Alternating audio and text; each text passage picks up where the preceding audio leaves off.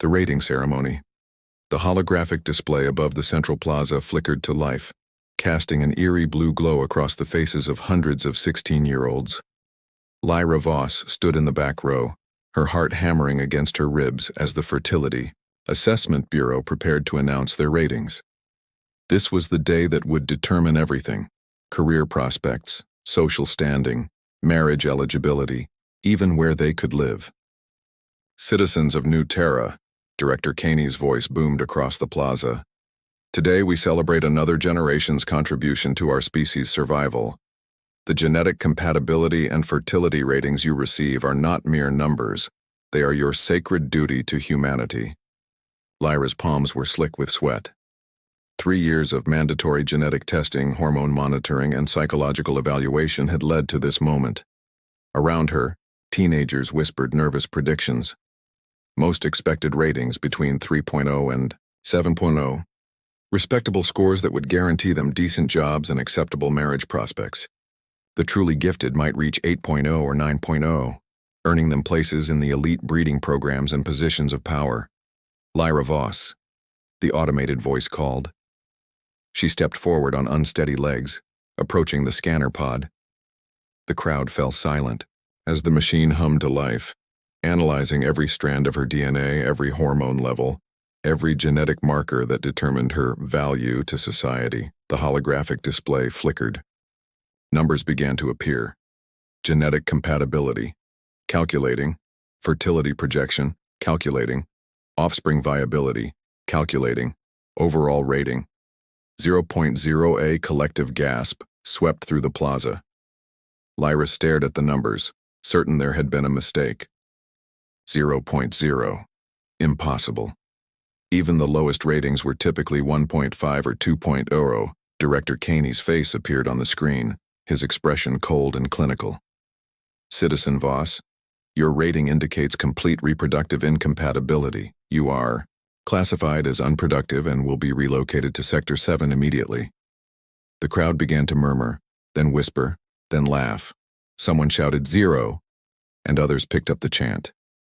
Lyra felt her face burn with shame as security guards approached to escort her away. She caught sight of her mother, Juno, in the crowd. The woman's face was a mask of disappointment and horror. "I'm sorry," Juno whispered as Lyra was led past. "I can't. I won't be able to help you." Those were the last words her mother ever spoke to her. Chapter 2. Life in the margins. 3 years had passed since the rating ceremony, and Lyra had learned to survive in the forgotten corners of New Terra. Sector 7 was where the city dumped its unproductives, those with ratings below 3.0 who were deemed insufficient contributors to society's future.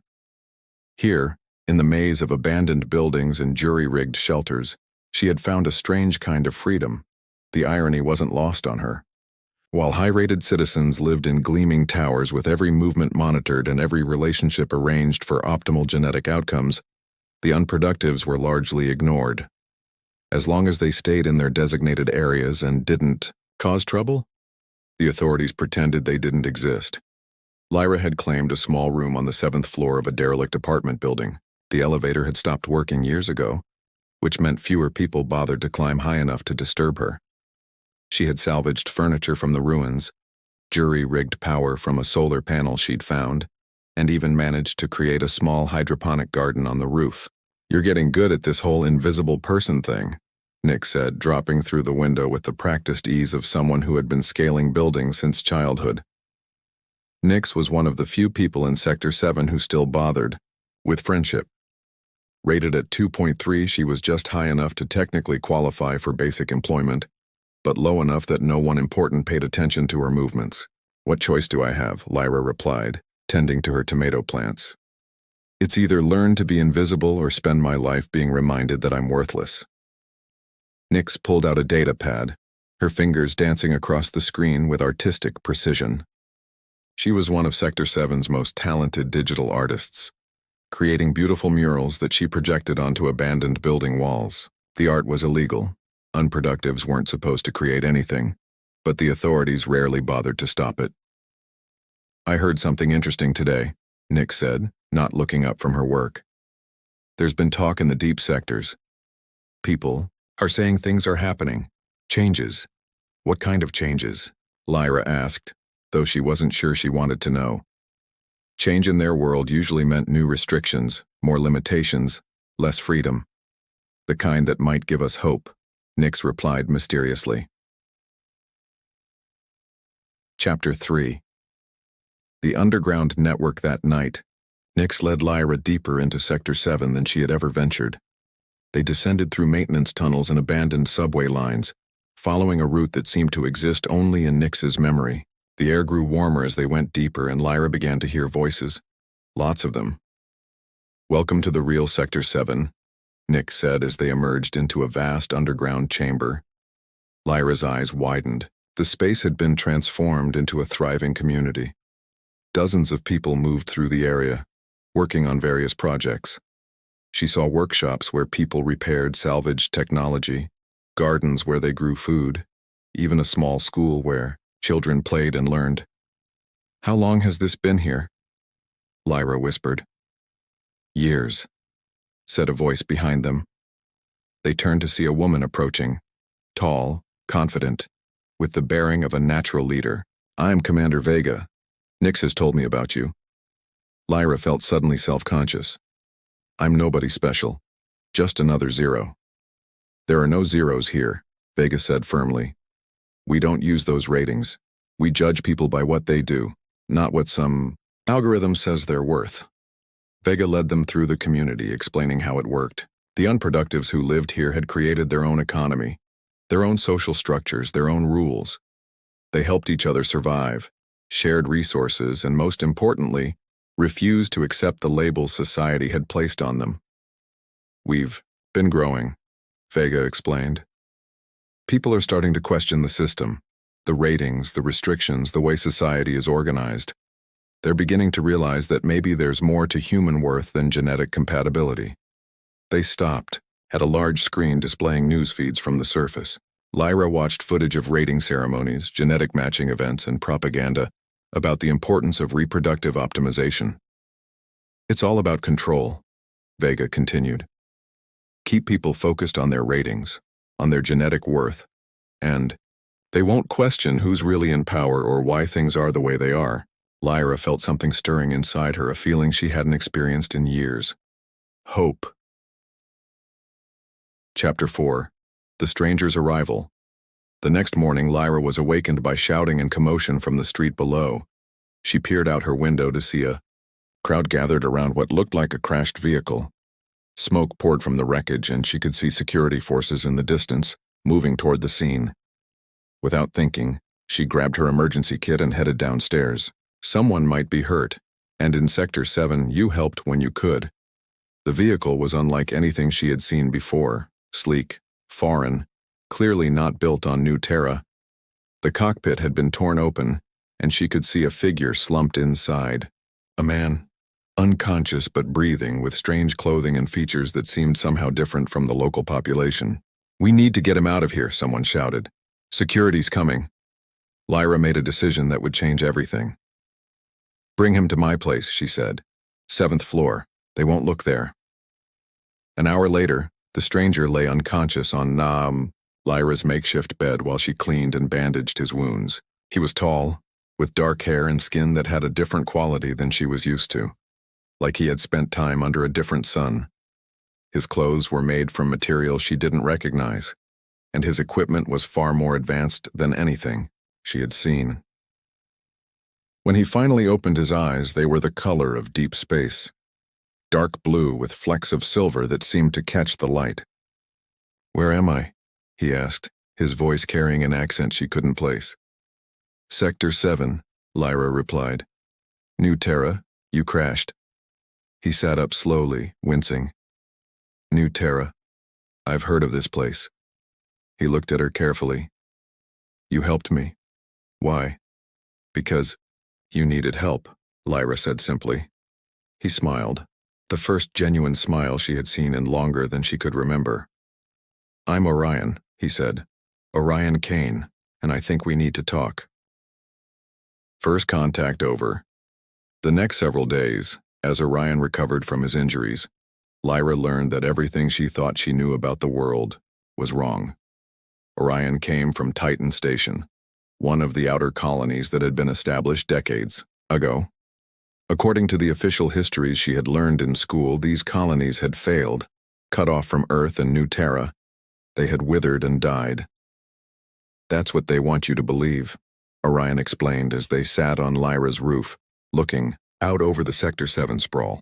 The truth is, we thrived. We had to. We didn't have the luxury of genetic optimization programs or artificial selection. We needed every person, regardless of their supposed rating, to contribute and survive. But the fertility assessments, Lyra said, the ratings, they're based on science, on genetic analysis. Orion laughed bitterly. Science funded by whom? Controlled by whom? Lyra, the rating system isn't about genetics. It's about power. It's about keeping people in their place. He pulled out a small device from his jacket, something that looked like a combination of scanner and computer. This is a real genetic analyzer, he said. Let me show you something. Before Lyra could protest, he had activated the device and scanned her. The results appeared on a small screen, and Orion's expression grew serious.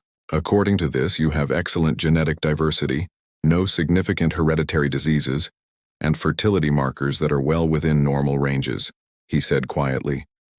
There's absolutely nothing wrong with your genetics. Lyra stared at the device, feeling something inside her chest crack open. But my rating was assigned to you for reasons that have nothing to do with science, Orion finished. Lyra, where I come from, we don't rate people, we value them. And you're exactly the kind of person we need. For the first time in 3 years, Lyra began to cry. Not from sadness or shame, but from a relief so profound it felt like breaking apart and being reborn at the same time. Why are you here? She asked when she could speak again. Orion's expression grew determined. Because it's time to tear down the system that did this to you. That's doing this to millions of people, and I think you might be the key to making it happen. As the sun set over Sector 7, casting long shadows across the abandoned buildings and forgotten people, Lyra felt something she hadn't experienced since the day of her rating ceremony. She felt like she had a future. The weight of zero, she realized, had been an illusion all along. The colony's secretarian had been on New Terra for 2 weeks when he finally decided to tell Lyra the complete truth about why he had come. They sat in the underground chamber with Commander Vega and a small group of trusted resistance members, the weight of secrets heavy in the recycled air. Titan Station wasn't just lucky to survive without the rating system, Orion began, his voice carrying the gravity of confession. We actively fought against it. My father, Captain Marcus Kane, was one of the original architects of the fertility assessment program. The room fell silent. Lyra felt her stomach drop. Your father created this? Helped create it, Orion corrected. But when he saw what it was really being used for, he tried to stop it. That's why he led the exodus to the outer colonies. He stole the original research, the real data that proves the ratings are fabricated. Vega leaned forward. Fabricated how? Orion pulled out a data crystal, its surface gleaming in the dim light. The Fertility Assessment Bureau doesn't actually measure genetic compatibility or reproductive potential. They measure compliance. The algorithm assigns low ratings to people whose psychological profiles suggest they might question authority, think independently, or resist social control. Lyra's hands trembled. So my 0 rating means you're exactly the kind of person they fear most, Orion said softly. Someone who won't accept being told they're worthless. Someone who will fight back. He activated a portable hollow projector, and suddenly the air filled with documents, genetic sequences, and statistical analyses. My father spent 30 years gathering evidence, birth records, genetic data, psychological profiles, outcome studies. The pattern is clear. The people with the lowest ratings are often the most genetically diverse, the most creative, the most likely to lead social change. Commander Vega studied the floating data. This is why they separate the unproductives. Not because we can't contribute to society, but because we might change it. Exactly, Orion confirmed. And now the system is spreading. 3 more colonies have implemented raiding programs in the last 5 years. If we don't stop it here on New Terra, it will consume every human settlement in the galaxy. Lyra stood up, pacing the small space. Everything made sense now. The way high-rated citizens seemed docile and compliant. The way questioning the system was considered not just wrong but unthinkable. The way creativity and independent thought were systematically suppressed. "What do you need us to do?" she asked. Chapter 2. The resistance, the plan Orion proposed, was ambitious and dangerous. They would need to infiltrate the Fertility Assessment Bureau, access their central database, and broadcast the truth about the rating system to every citizen of New Terra simultaneously. It would require precise coordination, advanced technology, and people willing to risk everything. The Bureau's main facility is in Sector 1, Vega explained, projecting a holographic map. Maximum security, biometric locks, armed guards. Getting in will be nearly impossible. Not if we go during a raiding ceremony, Lyra said suddenly. All eyes turned to her. When I was raided, there were hundreds of people in the plaza. Chaos, noise, distraction. And the security focus is on crowd control, not internal threats. Orion nodded thoughtfully. The next major ceremony is in 3 days. Cohort 2387, about 816-year-olds. I can get us inside, Nick said. I've been mapping the maintenance tunnels under Sector 1 for months. Street art reconnaissance, she added with a grin. Over the next 72 hours, the underground community transformed into a military operation. People with technical skills worked on jamming equipment and signal boosters. Others prepared safe houses and escape routes. A few individuals with contacts in the upper sectors gathered intelligence on guard rotations and security protocols. Lyra found herself at the center of it all, her supposed zero value, making her uniquely qualified to coordinate between different groups. She had spent 3 years learning to be invisible, to move through the city unnoticed, to survive on the margins. Now those skills made her invaluable. You realize, Orion said on the night before the operation, that after tomorrow, there's no going back. Once we broadcast this information, they'll come for all of us. They've already taken everything from us, Lyra replied. What more can they do? They can take our lives. Lyra looked out over the underground chamber, watching people prepare for what might be their final night of relative safety. Children played quietly in corners while adults checked equipment and embraced loved ones. These were her people. The supposedly worthless, the genetically inferior, the unproductive. And they were about to change the world. Then we make sure those lives count, she said. Chapter 3. The truth revealed the Fertility Assessment Bureau was a monument to bureaucratic power, a gleaming tower of glass and steel that rose from the heart of Sector 1 like a crystalline finger pointing toward the sky. As Cohort 2387 gathered in the plaza below, Lyra, Orion, and Nyx moved through the maintenance tunnels beneath the building. Security junction ahead, Nyx whispered, consulting her hand-drawn maps. 2 guards, automated scanners. Orion checked his equipment one final time.